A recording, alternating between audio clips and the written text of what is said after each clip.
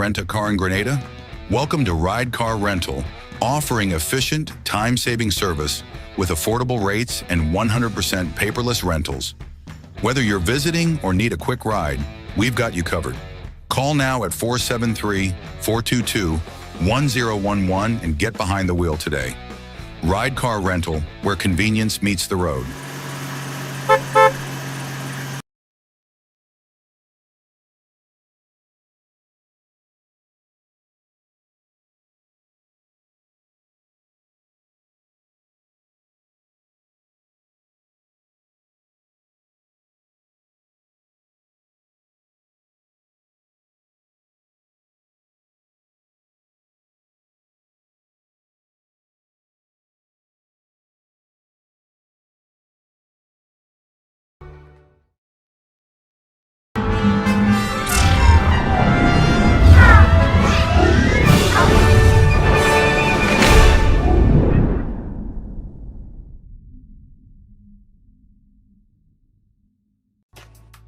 Good morning, clubbers.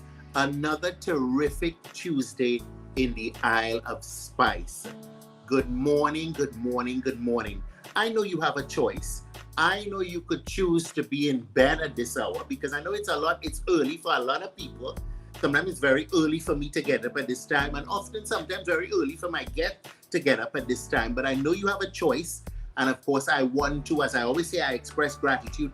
This morning, I want to express my gratitude towards you for tuning in on Tuesdays and Fridays to the Wake Up Club, for keeping it locked on the Ride Along Live network.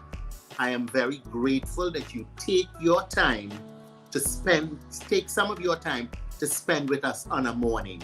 Of course, this morning, I am grateful for a lot of things. I'm grateful for companionship. I am grateful for love. Yes, in my 51 years, I think for the first time I finally found love. I know there's a whole story, and they're probably saying, oh Lord, we'd like to dive into that and hear who Cooks in love with. We might share that another time. But you know, I'm grateful for maturity and understanding. And I think finally in my life, I think I understand what it is I want. Like, you know, throughout my teenage years, my 20s, my 30s, even my 40s, I knew what I didn't want, but I didn't know what I wanted.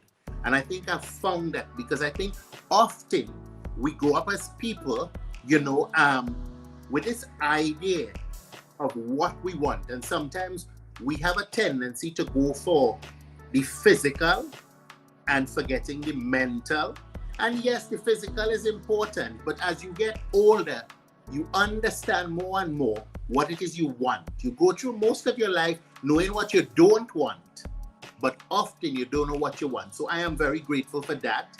I am grateful for my loved ones. I'm grateful for information because I'm telling you, we're living in an information age, and anything I want to know, it's accessible at my fingertips. If I feel an ache and I want to know what it might be, no, I don't get paranoid by just thinking it's something, but the information is out there.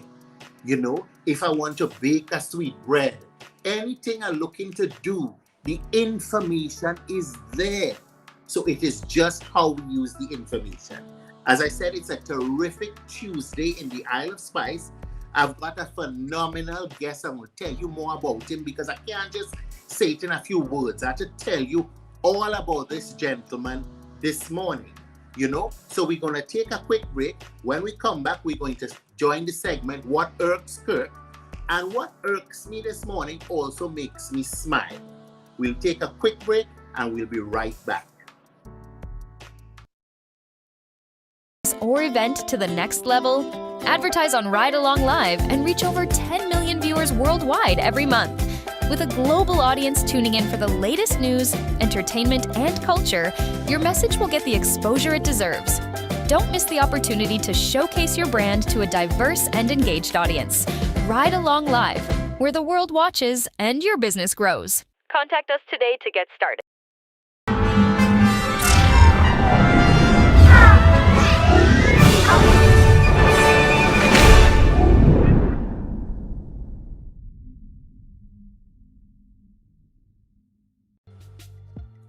Good morning, and of course, welcome back. And let me tell you what irks me this morning.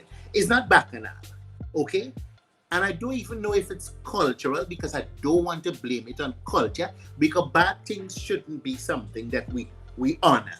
You know, we need to understand that time is important, and somehow we don't have time management. Nothing starts on time. Well, you know what I'm talking about. People don't even show up to work on time. But let me tell you something, at 4 o'clock, their bags packed and they're ready to leave. Now, as I say, what irks me also makes me smile. So I'm going to tell you what irks me, and I'm going to tell you what makes me smile. Now, the Planning and Development Authority had this fantastic workshop yesterday, and I was so happy to be a part of the workshop. But let me tell you how it started before I tell you all the greatness behind it. Now, I know the rain was falling, and I know thunder was rolling, and I know all of that. But most of the people attending the workshop were coming with their vehicles. Listen, we need to stop that. It's not cultural. We accept it here.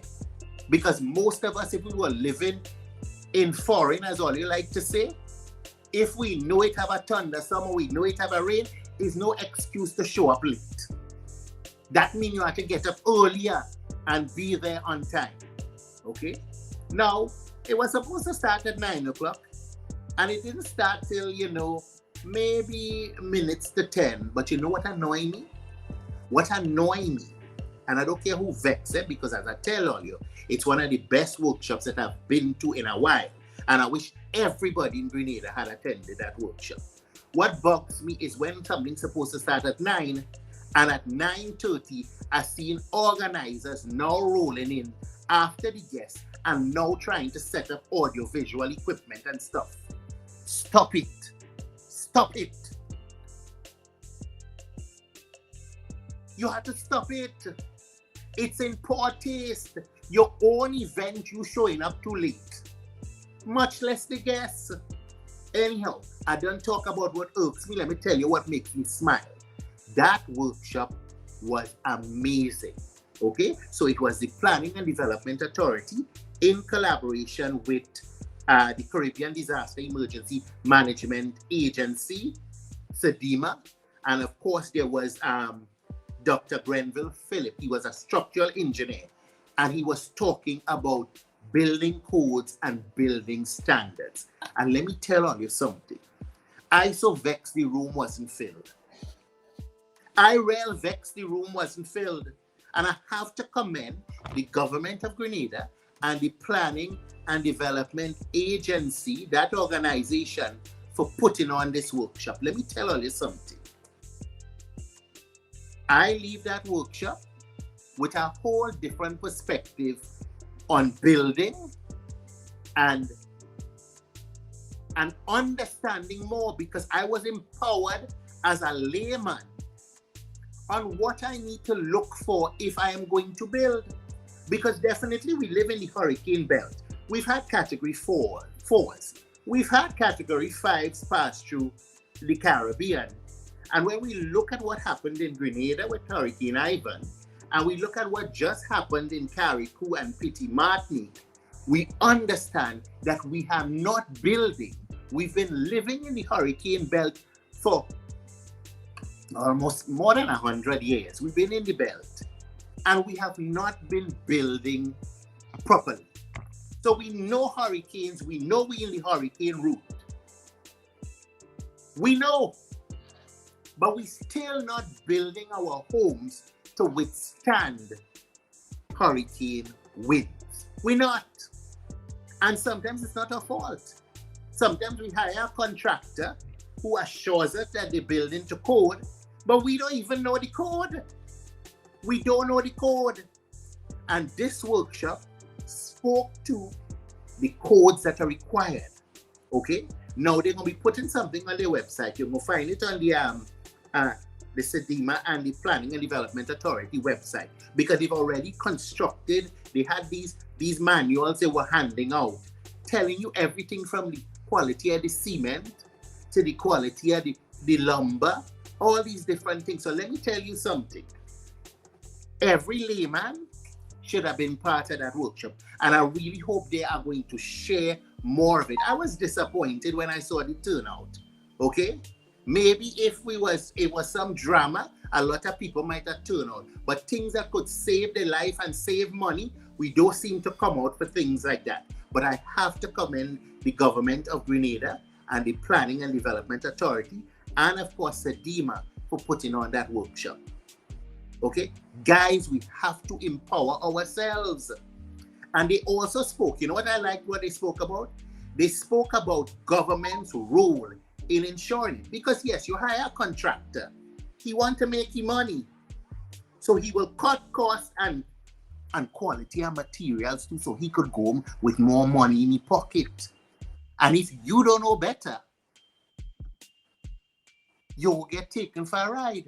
But a home is a serious investment. It's an investment for you, your children, and your children. So you want a house to be able to stand up.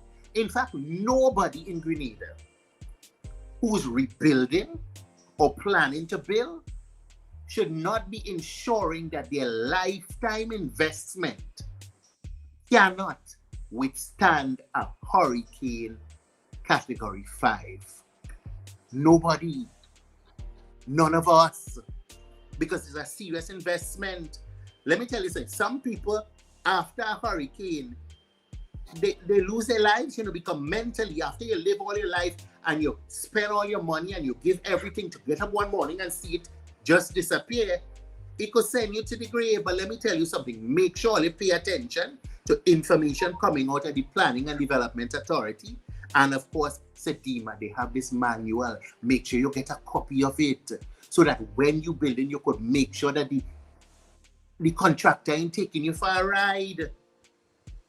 So for example, they spoke about, one of the things they're saying is that maybe government has to step in, because sometimes you tell the thing you want him to use treated pine, but he's using untreated pine.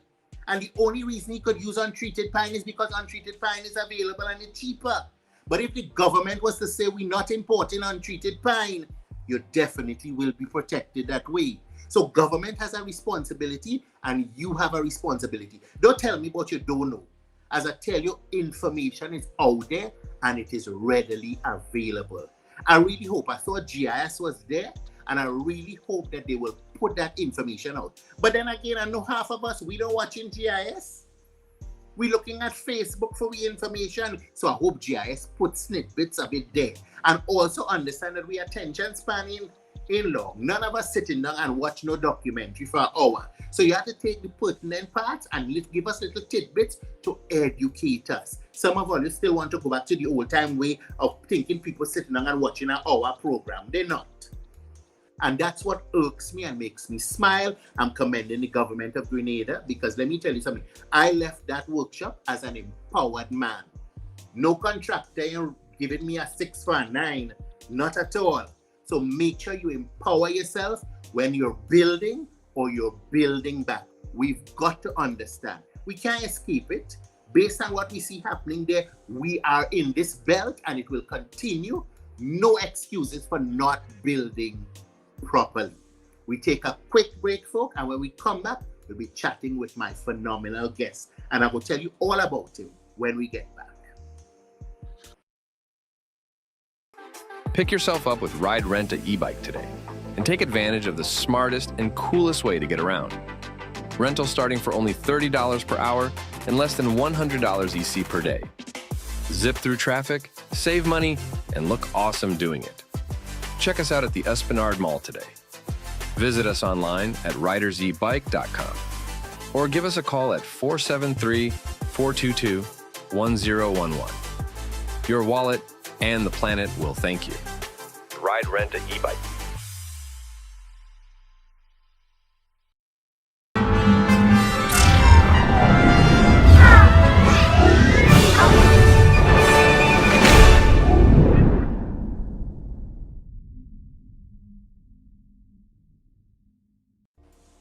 Welcome back. And you all know that this program is about celebrating all things Grenadian, especially things Grenadian. And today, I have the honor of chatting with a very good friend of mine. Everybody knows that name. Everybody knows that name. If you don't know that name, something wrong with you. Ricardo Douglas, proud Grenadian, a proud Grenadian Canadian, because he also spends a lot of his time in Canada because he does so much phenomenal work. His career leads many disciplines, including acting, choreography, producing, directing, keynote speaker, children's author, storytelling, and playwriting. He has done it all, and he continues to do it all. He's thrilled audiences across Canada, the USA, England, and of course the Caribbean, and of course right home here.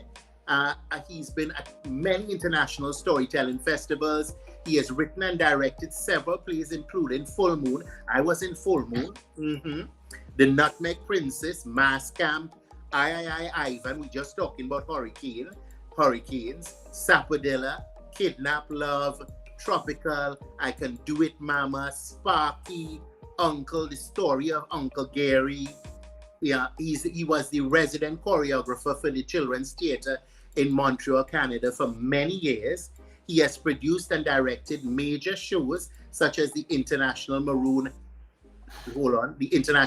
Festival, Rotary's Carol by Candlelight, Grenada National Carnival Queen Show.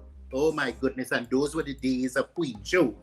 Panorama, the March Gras, Independence Cultural Fiesta, Reflections, Grenada's 25th anniversary of independence, as well as 4-day tourism expos.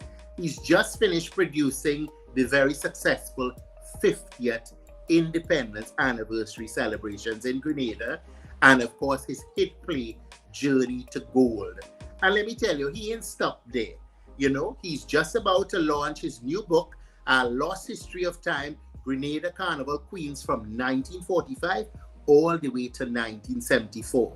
As well as he's taking his storytelling comedy to London, and we're going to be talking all about that. Ladies and gentlemen, it gives me pleasure to, of course, chat with this gentleman, Ricardo Douglas. Welcome to the Wake Up Club. Well, man, good morning, Cook. Wow, what an introduction. Well, listen, let me tell you something. When somebody have a resume like that, I hope I could have a resume like that at some point in life. Remember, you're just 51, eh? Listen. I'm a few years ahead of you. 51, and I start to get aches in the knees, the eyesight going. Sometimes you have to start early, Ricky. Yeah. It's a pleasure to be here. Welcome to the Wake Up Club. It is an honor to have you on here. We like to celebrate all things Grenadian. And I think often, you know, we as people seem to, most of our heroes and the people that we gravitate to are those from the United States, the actors, you know, these have been, when we have our own local heroes. And, you know, I want to give you your flowers before, you know, I show up in the cemetery with Auntie Peggy. You know, and I think sometimes a lot of our people are not honored for the work that they do, because when you do something and you're out there in the world showcasing it, Grenada is being showcased. Yeah. You know? So, of course, I'll leave out anything. No, but it's a long resume, you know, it's a big resume, you know. I did a lot of work in Canada as well.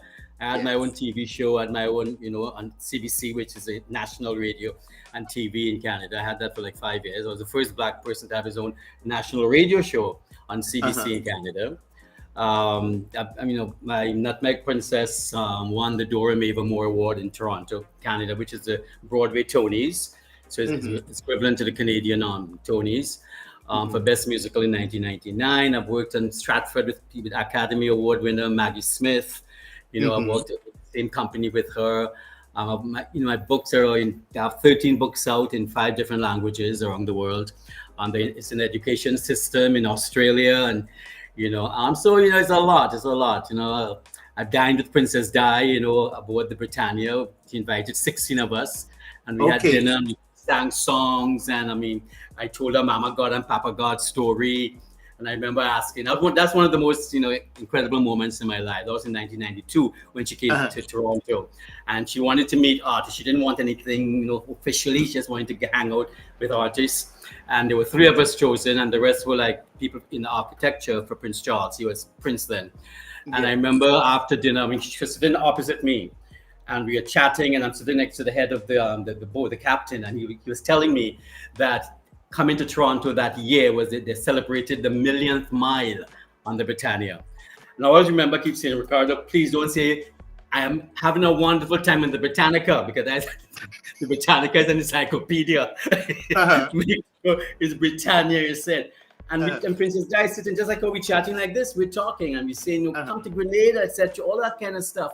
Then we got up and we left and we went to the piano. It's a beautiful, the Britannia is just incredible. Staircases, And then I said to Princess Di, Princess Di, could you please sing us a song? Because after Molly Campbell sang Thompson Highway, who is one of the leading First Nation playwrights in Canada. And I remember the song she sang, and that was in April. She sang, Jingle bells, jingle bell rock, jingle bell chimes in April. It's, which was amazing. And then about maybe after about an hour, Prince Charles came and tapped her on the shoulder and it was time to leave.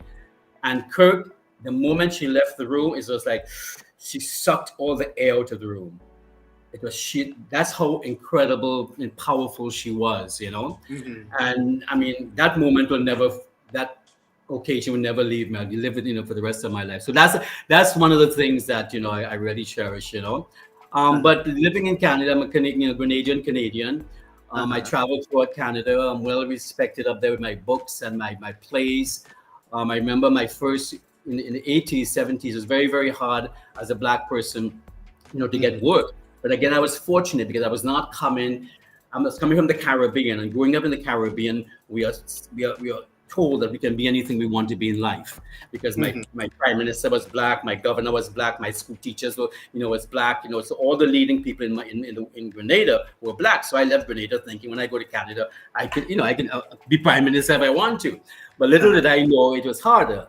And I went to theater school for 3 years, intense theater school of training like 9 hours a day for 3 years.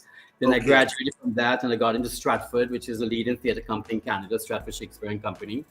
But then I started getting work because when I went to auditions, I went with my Caribbean spirit. I didn't go with a chip on my shoulder because our experience of being Black in the Caribbean in the 60s and 70s was totally different from the North American Black. In the 60s, they had white fountains and Black fountains for people to drink from.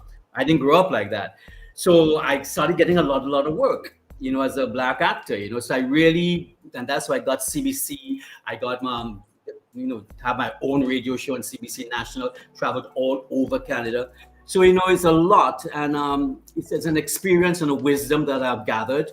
And I praise God for everything, because Kirk, everything I did come in and talk to you now, I praise God on it, So it's a blessing. I'm really, really blessed. And right now, as you say, what I have is just to pass on, because I can't go with anything, But unfortunately, as you talked about the lateness and the stuff like that, I have offered so many, Kirk, you won't believe this, in Grenada, up to 2 years ago, I've offered so many leading artists to say, let's do a show. I will produce and direct it for you. They never came back to me. I said, I'd love to do your music, take your music, put it into a musical, like how we do it on Broadway, like, In Misbehaving, the Fats Waller musical, Duke Ellington. They don't want that. I don't understand it. Here's somebody who's experienced around the world offering their time to come and work with you, and they don't take it up. And I can't, if somebody comes to me, a great director or a producer from somewhere, I say, listen, Ricardo, I want to do something with you. Let's do it. I jump into that opportunity, So things like that. And I'm trying to get people to shadow me, but they don't understand. They see the work, they see the show, but they don't see the work. So when they see a show, they say, oh, I can do that. I can produce Green Show. I can do what Kirk's doing. Or the fashion show, I can do that. But when they get into the grind of things and they know the sacrifices they have to make, get up at 5 o'clock in the morning, leave at 10 o'clock in the night, they don't want to do that. They want to go from zero to hero, So I have little problems with that. And it's real. That's why we tend to micromanage stuff. Because, if you give somebody something, you just know, unlike, don't get me wrong, I just did a producer show in Toronto, and everything with company, 8 actors, producers, directors, stage manager, everything is on time. The directors come on time, the actors come on time, the stage manager knows what he has to do, the lighting director, all that's gone from my head. I don't have to worry about that, And that is the level I want to have in Grenada. We always think that it's Vicky. Oh no, what the Grenadians accept it, and that's the problem. We have Grenadians say it's okay, and it's time we say no. Because the patrons are accepting it. They're exactly accepting it. Exactly. You're paying your money to go to a show, and you're expecting it to start on time. But the patrons have now, and that's why I don't like to use the word cultural. I just think it's a bad habit. Bad habit. You're even showing up late because you're expecting it to start late. Mm-hmm.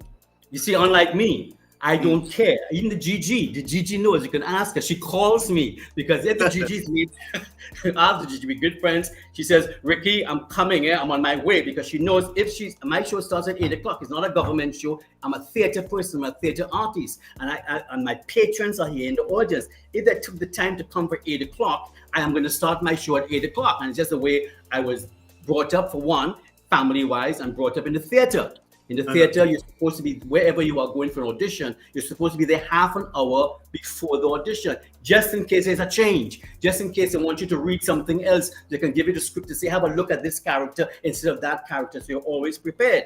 So the GG calls me and she says, I'm on my way. So she knows that by 8 o'clock, she's sitting inside that audience because I'm starting without her, So this is what we have the level we have to get on to. Because my shows, even I did Panorama, the first time I did Panorama started on time, and people are upset because they come at 9 o'clock and they miss 2-3 bands. I say, what's wrong with Ricardo? By Queen Show 12:30, they're being crowned. You can't have, I don't want to talk about that right now, but I'm just saying, is the level we have to get to, Kirk. And you have that level, and you have that professionalism, and people get upset with you. They think who you think he is, why you want to do this? We're so used to that, But if you come onto my ship, I am the captain of that ship. And these are the rules and regulations of the ship. And that's what we're missing in this country. And everybody does this thing half. And it's okay because the audience can accept it. But you see, you also get the reputation of being difficult to work with, because I've got that reputation. And of course, nobody says why it is they're saying that they didn't do what they were supposed to do. You end up, because I remember I went to an interview recently, and the gentleman said to me, you're known to be very difficult to work with. And I'm like, you're not talking about the fact that I get the job done. That's it. You're listening to people who are accustomed to doing things Vike and existing. And of course, when you put measures and structures in place, all of a sudden you're difficult. Now, we started this conversation talking about royalty when we spoke about Princess Diana. Yeah. I know you're launching this book, and I love a Queen show.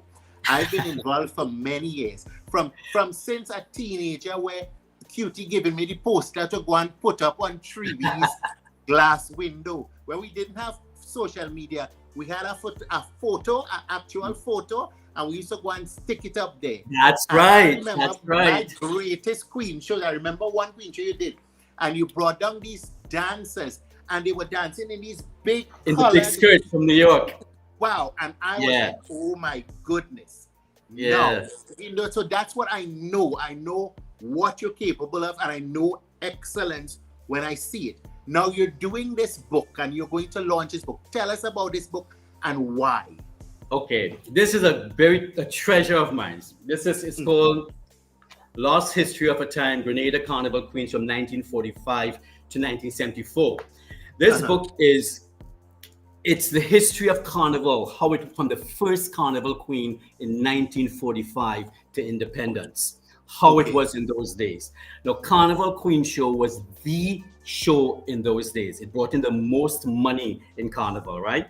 Now, how it started in 1945, it was a very British kind of look, if you'll understand. But in those days, the first queen was Thompson's, Jeffrey Thompson's mother and father, right? Yeah. And in those days, they chose them. They chose the queens, right? Okay. So they came up to them and asked these two to be the first king and queen of Carnival, right? After that, they would do ballots. They'll choose like 5 girls and they'll put them on the stage and they'll choose them by ballot, right? And Okay. So there'll be about maybe 50 people in the audience, and they'll have 3 people on the stage, like Eleanor Lashley. I don't know if you remember Eleanor Lashley. She said that when she went up, they would, and when they won, what they would have to do is the queens would choose a king, right, to accompany them throughout Carnival, right? Okay. So sometimes you'll choose your best friend, or you'll choose your girl, your boyfriend or something like that. Yeah, your boyfriend, right? So this is how it used to be in those days. So that was from 1945 to 1950, right? Now remember Lady Schoon, Paul Schoon's wife, the governor, she was a carnival queen, right? Whoa. She was a carnival queen in 1946, then 47, there she is. And Rennick was her king. She chose a king. That's Lady Schoon. Now, in those days, as you see here, right now she's on the barge. There used to be a barge that left from where Port Louis is, right? And all the carnival queens, the queen that's chosen, would get onto the barge and they would roll them across the harbor. A cannon would go up. Nobody knows this. I mean, I have the only one who have this history in the world. It took me 6 years, Kirk, to do this book. I'll tell you why. And they used to roll them across the harbor, and they'll get off at where the old post office used to be, right? And they get into cars and they take them down to the Queen's Park. You know, so that's how it was in those days. And now choosing the girls, it was about character. Okay. And the sponsors never. You just can't. The organizations don't pick the sponsors. The sponsors will pick the girls. So if the sponsors will come up to you and say, I would like you to go up for Carnival Queen, because the sponsors have to know the family, where they came from, if the girls can represent them properly throughout the year and stuff like that. And in those days, Carnival Queens were celebrities. Okay. They used to have kids, instead of playing hopscotch, they used to do Queen Show. Because it's a thing in those days. Before Queen Show, they used to say, she going to for Carnival Queen, it was a big thing. And after Queen Show, they used to say, she went to for Carnival Queen, So when you walked with a pride and a class, so people looked up to you. Times have changed a lot, we'll get into that, right? And then, so it started changing in 1950. The JCs took it over. It was run by government, a committee, but the JCs took it over. And then it became into the competition that it was now, in the sense of where they would have costumes. And in those days, the costumes were they were like more sportswear to start off, right? Okay. It used to be the Empire Cinema, where the medical center used to be. So that's where Queen Show used to be in those days, right? Now, it's a lot to talk about, but let me tell you something. From 1945 to 1963, only light-skinned girls were winning the Carnival Queen Show, right? And it's not to say that there's a lot, it's racism. It's just the way we are brought up in the colonial mentality, what beauty is all about. Beauty is a straight nose, the long straight hair blowing in the wind, that kind of stuff, right? And most of the girls that went up, they're all friends. So it is not like the black and white in the States. There's more, that classy, first class, middle class, that kind of stuff.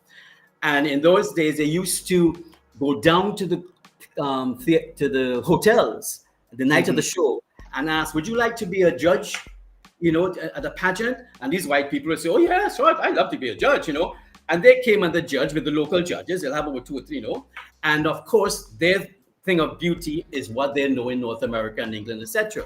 When my sister went up in 1960, Vilma, it was in Empire Cinema.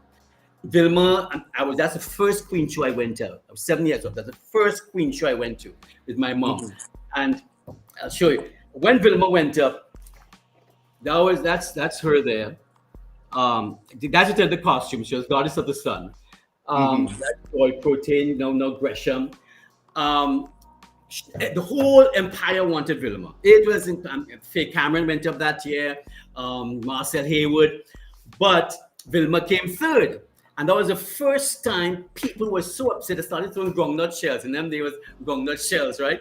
And I couldn't understand why. What's happening? Mommy was really upset, my mom and dad, because they just felt unfair. But they wanted Vilma. But remember, that night, they had 4 judges from Scotland. There was even one in a kilt, right? So, you know, so you can see the kind of stuff. So that was it. And Vilma was the darkest girl on the stage. And that was Faye who won. That's Faye Camera, right? There she is. That's Marcel who came second, you know. So and then from that, no, so that way, things like that happened. And then after that, on the carnival dates, they used to go around in cars. They would travel in cars, if you can see, the convertible cars, you know. I mean, this book is so incredible. This is, you know, I'm just showing you. So you know, so these things were a classy event, right? And when they would go on the day itself, they'll go around the island, not the island, but the St. George's area. They'll visit homes. They'll go up to the hospital. I'll show you something here. And then the costumes started changing, right? It started getting it, as you can see, the big... More elaborate. Yeah, they were more elaborate from that, you know. There were more elaborate costumes, you know, even in terms of these big dresses, right? And then in 1963, that was when the first dark-skinned girl won. And that was Florine Hope. Now, Florine Hope, at that time, was the girlfriend, a lovely story, girlfriend to Hopkins, Hopkins, who died, Sir Royston. And Royston told me when he went down, because he was a young, 18 years old, 19 years old, he just dressed up, you know, in a little t-shirt, a little thing, I go on lime, you know. And but when he saw how that girl, Florine, came on stage and how the whole audience just went wild for her, because she was some Victoria, right? And gorgeous black girl, man. I mean, he said he ran home and changed his clothes just in case she won, right? And this was the first dark-skinned girl to win. There she is. You see? And that people still talk about that moment because it changed the world in Grenada. People talked about it forever because it was history making. It was history making. And in those days, you know, this is what's his name's mom? Anyway, you know, so it was a big thing in those days. Now, so you know, so it was that kind of level, you know. And the night of the Queen show, people used to dress in evening gowns, Kirk, to go to the pageant. Yeah, people, the guys used to have on suits. Of course, there were the bleachers where I would go, right, and shout and make, we want so and so, we want so and so. But it was an event, and people's seats, they had their own seat. It was A, B, C, D, E. You couldn't just go and sit down in the pavilion. You know, this is them, and they're in the trucks. You see, they used to travel in the trucks. That's, you know.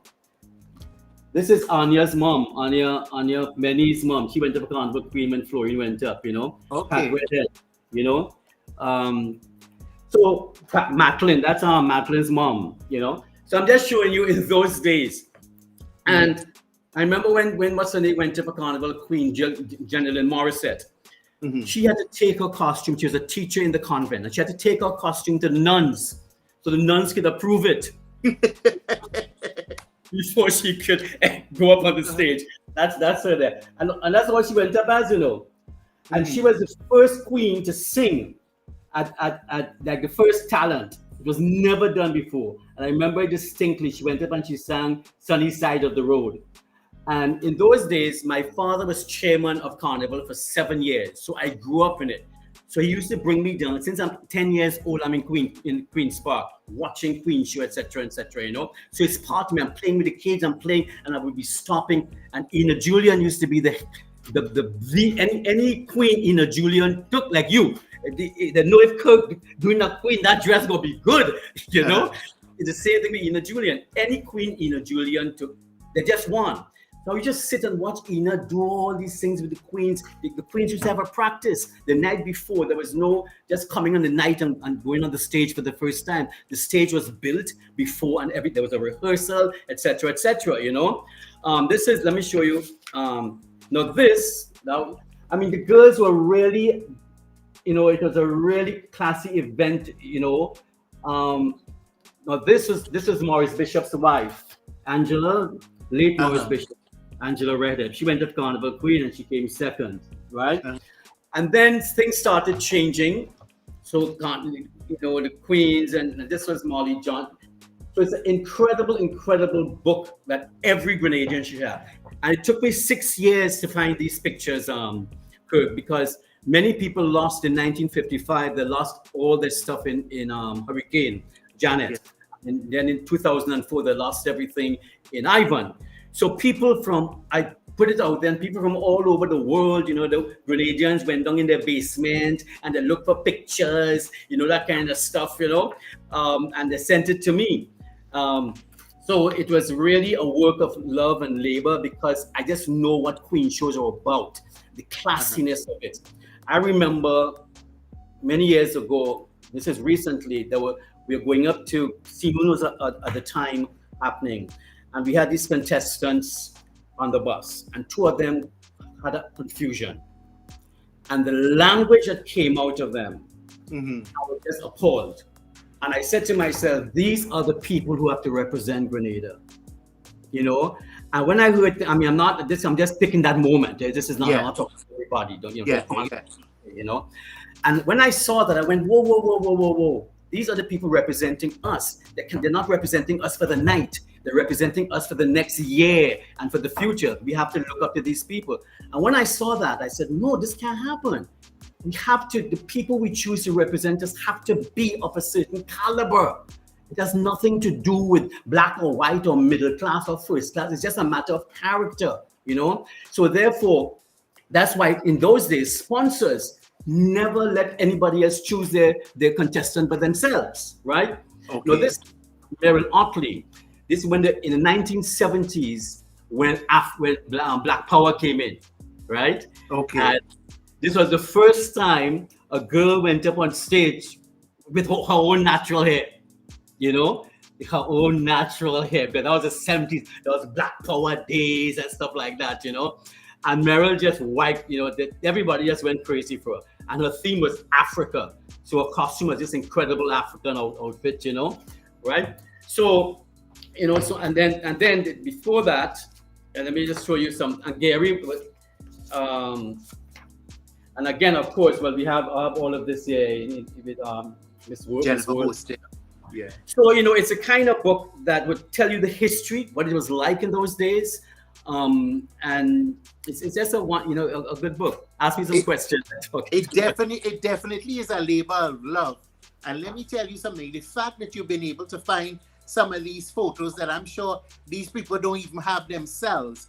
Exactly. When you hear the history and you hear some of the ladies that would have participated back then, you'd be shocked, because the Queen show back in those days would change your life forever. Exactly. Yes. Yeah. Mm-hmm. Yeah. Now we live in an age where the Queen is crowned, and after a few years, you don't know what happened, where she went, what happened to her, nothing. Yeah, and you see, it's really important, because it's not just about beauty, it's about character. It's about who these people are, and they're the ones who you want to emulate as young people. But nowadays, the Queen wins and you don't hear about her. Nobody knows about her. Kids passing in the street. It's a different era, right? And I remember when they came on the costumes, there was first of all, the costume, they would walk it first, right? They'll walk it and model it, then they dance it. So it's a different approach, And again, poise was important. Diction and clarity was important. The questions were very, very important. And in those days, if you make a mistake, that's the thing about in them days. If you made a mistake, you live with that for the rest of your life, up to today. When the question period comes on, the whole pavilion, the whole stadium pavilion would get quiet, because nobody wants to miss a beat, and until that question is asked and answered, because they're waiting for that answer, right? So that's why you have to appreciate these women, right, who went up for Carnival Queen. But when I started doing this book, I was just going to do the ones who won, just the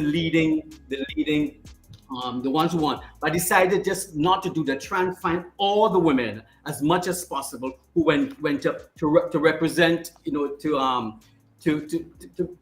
appreciate them, you know. So just because going up a Carnival Queen is not easy.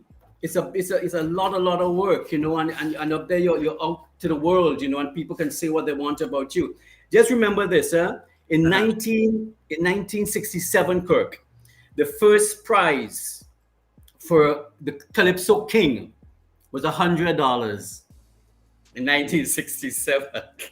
Steel band competition, the first prize was $200. Second prize, $100. Third prize, $20. That's Ricky, Ricky, that was yesterday. That was just the other day. Imagine that, 67, yeah. Imagine that. You know, queens used to get a toaster, a necklace, a silver necklace, a dish, what do you call it? Those things that to mix masters, you know, things like that. Until the first queen who got a car was DEJ, and that was in 1960 50 something, and that was $7,000. And because Queen Show was sold out, every single show was it. The March Gras stuff, they never brought in money. So imagine the Queen is getting a car and the Calypso King is getting $400, $200. Now it's different. They're getting $80,000 and the Queen getting $15,000. You see what difference? It's not 15,000 they're getting. 50? 15. All right. Yeah. I think it's something like that. 10 to 15. Yeah. 10 to $15,000. Yeah. You know. So Ricky, now this is a wealth of love. Where can someone pick up a copy? Okay. Right now, first of all, before you know where that is, that's Eleanor, who just died last couple. Who's that? That's Eleanor. Dayton. Okay. Right? That's her in a costume. This is at the steps of the old hospital. It looked elegant, eh? Yes. But in those days, the queens on a Monday or Tuesday, they would go to the hospitals, they'll park up their cars and walk through and visit the patients. That's to tell you how classy it was, you know? So everybody was involved. People who couldn't come to the Queen Show, it was on the radio. So people were involved. It wasn't pay-per-view. And I have a problem with that because a lot of people are not participating as a family. Not everybody can afford to go to these shows, you know. And people, and I know people just sit at home and listen to the radio because in those days there was no TV, you know, as a family. So these are the things that I think we have to bring back because Carnival is just not about listening to it after Carnival. You want to be in it. Even if you're not there physically, you're there spiritually and you're hearing it. So you're still part of it, you know? So you're not at home wondering, I wonder who win the Queen Show, who win the Calypso stuff, you know? Most definitely. I have an issue with the pay-per-view too because I think now we have the opportunity to spread our culture far and wide. Yes. We limit it when we ask people to pay for it. Yes, exactly. So we're gonna have a discussion on that again, but we're running out of time. Already, so okay. But where can we get a copy of this book? You can get it on you can get it on Amazon. Just bring up Ricardo Douglas and it's selling on Amazon, and people are buying it, which is nice. That's it. Bring up Lost History of a Time, Grenada Carnival Queens. Just bring up my name and it will come up. We'll find it. Okay, we're going to take a quick break, and when we come back, we're going to be talking about this one-man show that has been sold out everywhere else, and you're taking it to London. Tune into the Wake Up Club. We take a quick break, and when we come back, we'll be chatting with Ricardo Douglas about his one-man show that is taking place in London in October. We'll be right back. To rent a car in Grenada? Welcome to Ride Car Rental, offering efficient, time-saving service with affordable rates and 100% paperless rentals. Whether you're visiting or need a quick ride, we've got you covered. Call now at 473-422-1011 and get behind the wheel today. Ride Car Rental, where convenience meets the road.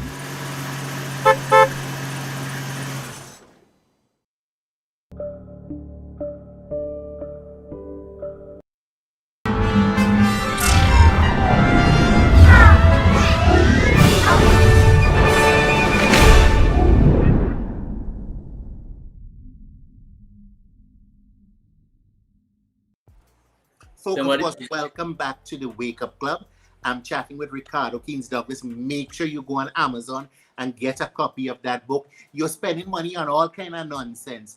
Make sure you go and find something that has historic value that can empower and enlighten you. And of course, I always say, we always talk supporting local, but we need to not just talk the talk, eh? We need to walk the walk. This is a historical gem, and make sure you pick up a copy of this book.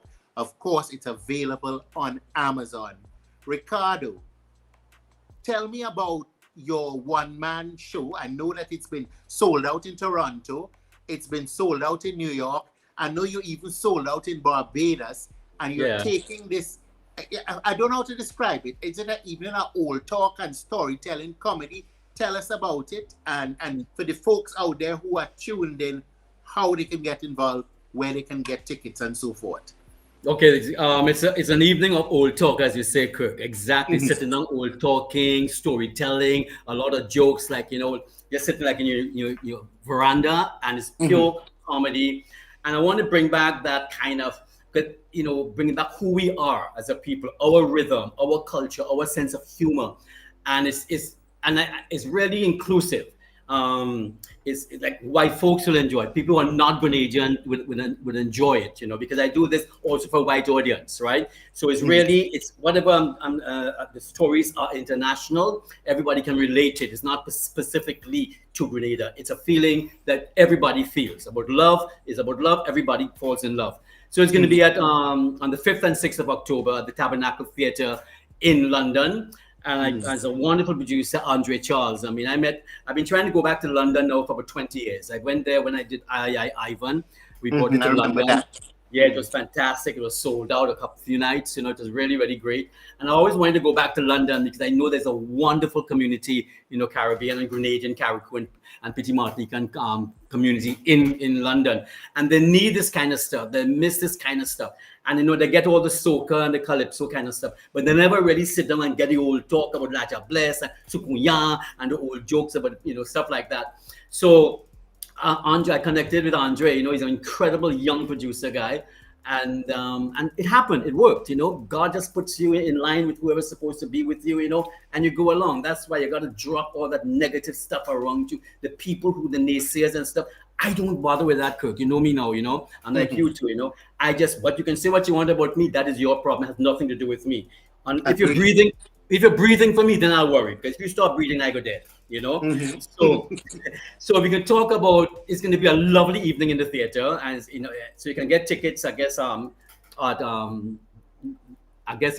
Everbright.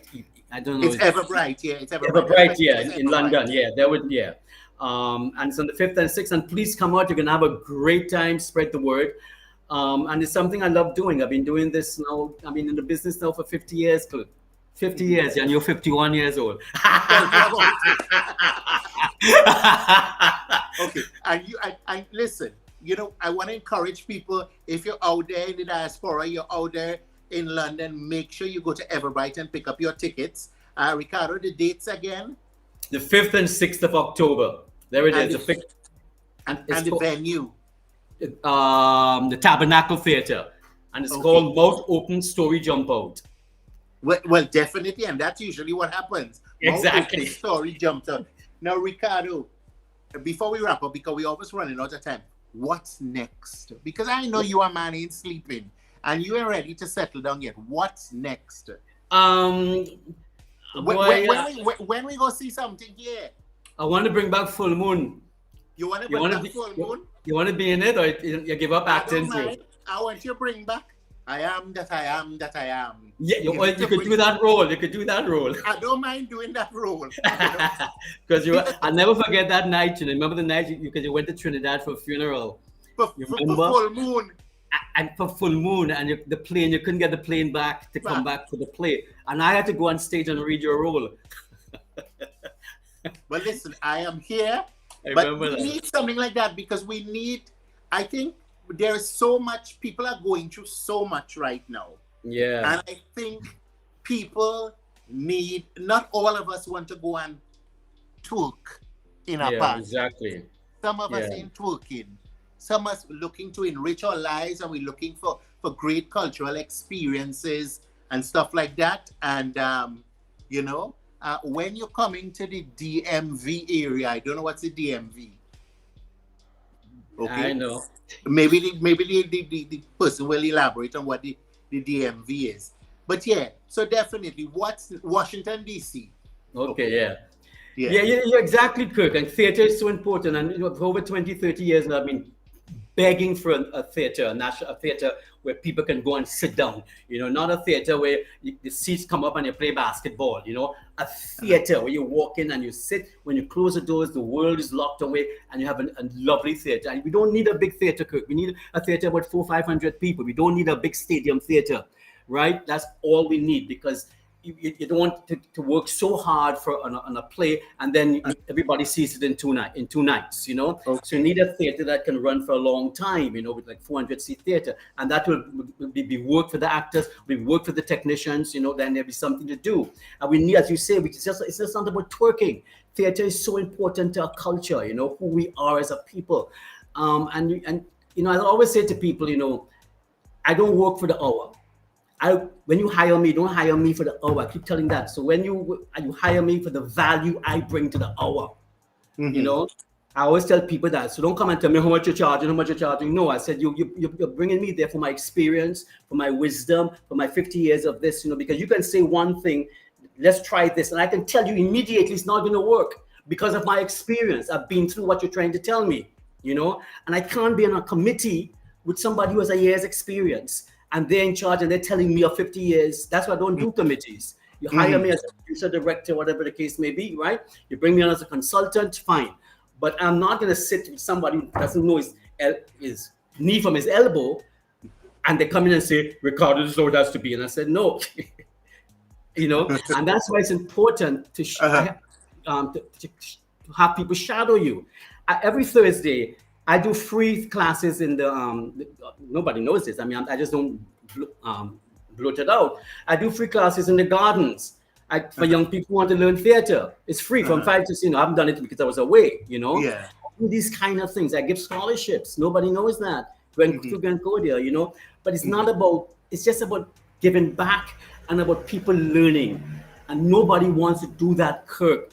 I try to bring people on to work with me. They come for 1 day, they come for 2 days, and they're gone. That's why I end up doing everything, just like you. So, so we have to pass things on. As I keep telling people, please, I do not work for the hour.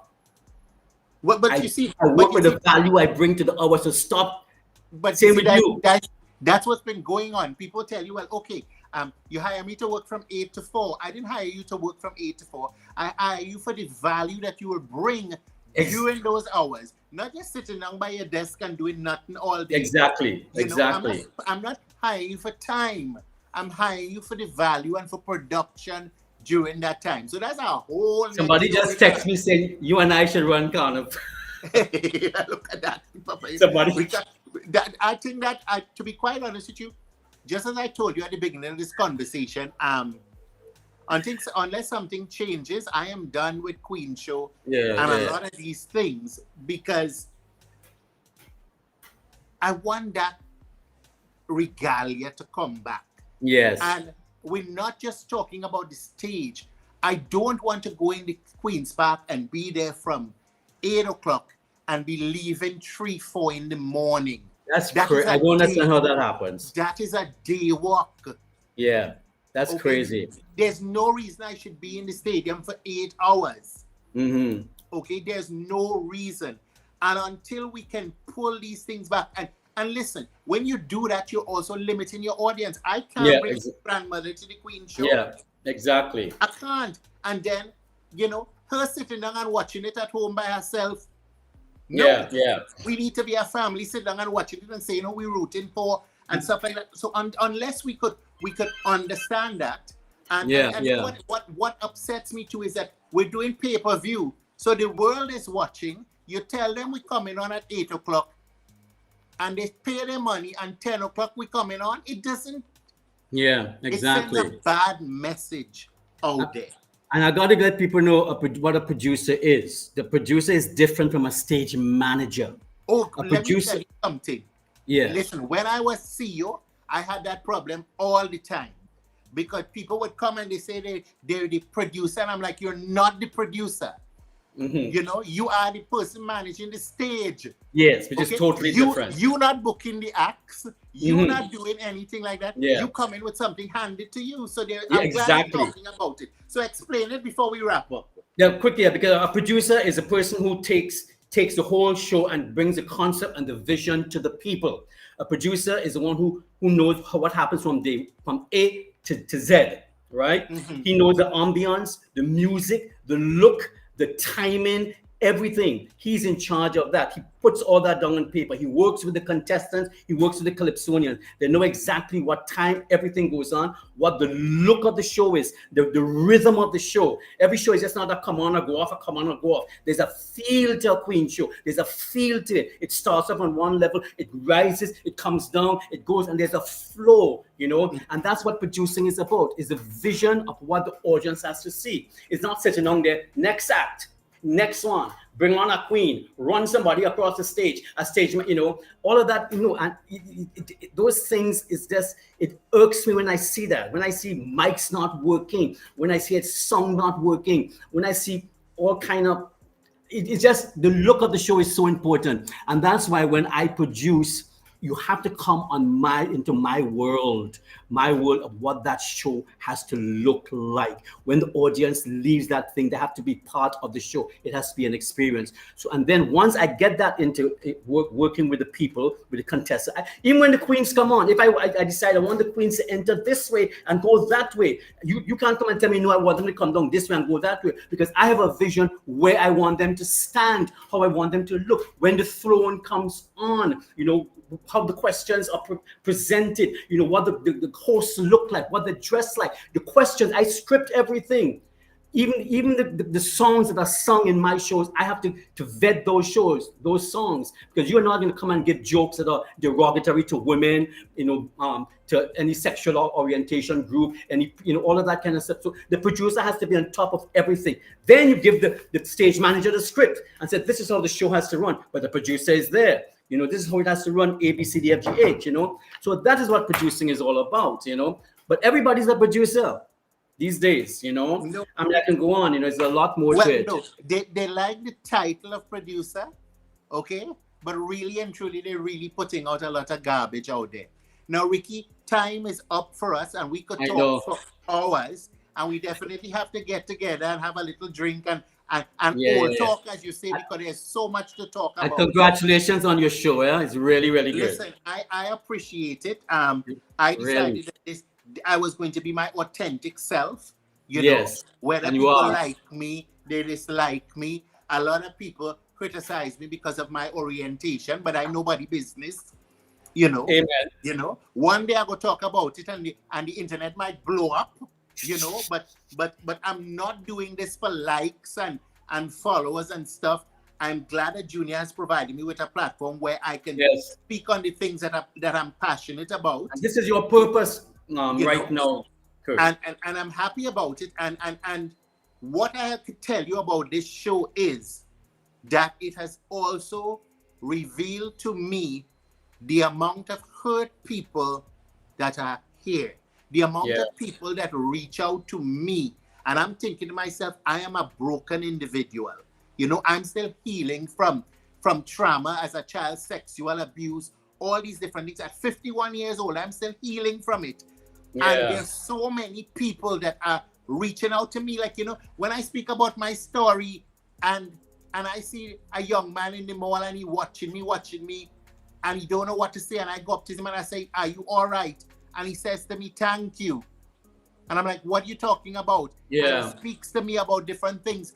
There's so many, you know, we may take it for granted about what's happening, but this platform, I have had, since I've been on this platform, I've had 2 men call me thinking about committing suicide. Yeah. Okay? I've had people call me, they're struggling, they can't put food on the table. I've also had people who see me as somebody you could take advantage of, because some people don't want emotional help and support, they just want financial help. But the truth and the fact is that they do need the financial help, you know? So, I think any platform that is there, I have grown. I'm not the same person, And that is because of experience. I've learned. I've not always been the best version of myself, but I can tell you, every day I'm trying to become a better version of myself. Yep. And that's what it's about. It's about growth. It's about growth, and you learn from the experiences you go through and from other people. Exactly. Just from what they're saying. Somebody saying, Lydia saying, Ricardo, let's meet up on Thursday downtown. Lydia, you're here, Ricardo, in the Spice right now, Lydia. You miss him. Lydia, you have to wait till he come back. Listen, Ricky, thank you so much for joining us this morning. I'll give you a call a little later. Yes. You're tuned into the Wake Up Club. We're happy that you've chosen to spend time with us. Have a terrific Tuesday, and listen, the weather hot, the rain falling. Just make sure you're prepared. Okay? Yeah, I really enjoyed this. And you left us with a cliffhanger, eh? What was that? The cliffhanger was, you're going to tell us your new love. My love, I won't tell you who they are, but I might tell you about them, because Ricky, let me tell you something. I never thought I would have gone on them apps,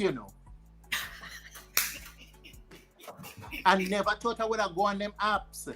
Okay? And I know myself, so I went on this app called biggercity.com. What's that? It's called Bigger City. You can't, they're not for all this, so that's for people, people who like people with a little meat on their bones. Okay? I ain't stretching my hand where my hand can't reach. Anyhow, I know the viewers probably saying, oh God, I can't wait to hear. Tune into the Wake Up Club. You might just hear about it. And you have to do it as a story. But you have to tell how you met and this and the whole process. You don't have to say different things, That's storytelling. Mouth open story jump out. So don't feel I'm not young and I'm in tune. I'm on app tune now. A dating app. Listen, folk. God bless you, Kirk. The show is over. Have a terrific Tuesday, and we'll see you on Friday. Have a good one. Brother. Bye. Bye. Or event to the next level? Advertise on Ride Along Live and reach over 10 million viewers worldwide every month. With a global audience tuning in for the latest news, entertainment, and culture, your message will get the exposure it deserves. Don't miss the opportunity to showcase your brand to a diverse and engaged audience. Ride Along Live, where the world watches and your business grows. Contact us today to get To rent a car in Grenada? Welcome to Ride Car Rental, offering efficient, time-saving service with affordable rates and 100% paperless rentals. Whether you're visiting or need a quick ride, we've got you covered. Call now at 473-422-1011 and get behind the wheel today. Ride Car Rental, where convenience meets the road.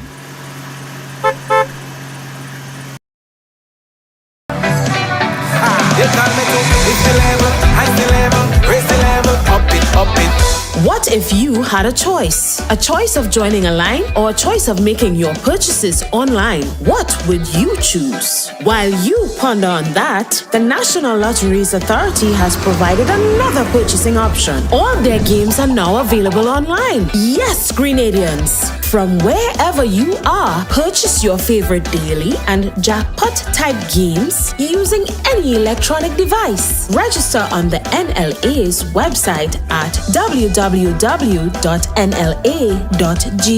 Top up your account and enjoy online lottery gaming at your convenience. We're taking shopping comfort up, up, up several notches. But the choice is yours. Join a line or buy online. NLA, make your dreams come true.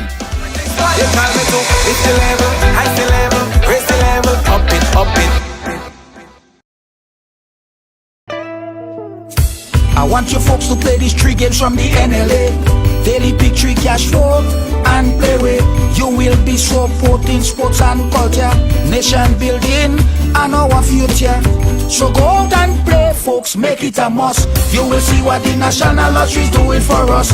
When you play pick 3 cash flow and play with, the NLA will support you all the way. starting September 30th, Monday to Friday. These 3 games will be drawn mid-morning, 9:45 a.m., midday, 12:45 p.m., and evenings, 7:45 p.m. The National Lotteries, supporting sports, culture, and nation building. Sunday, money,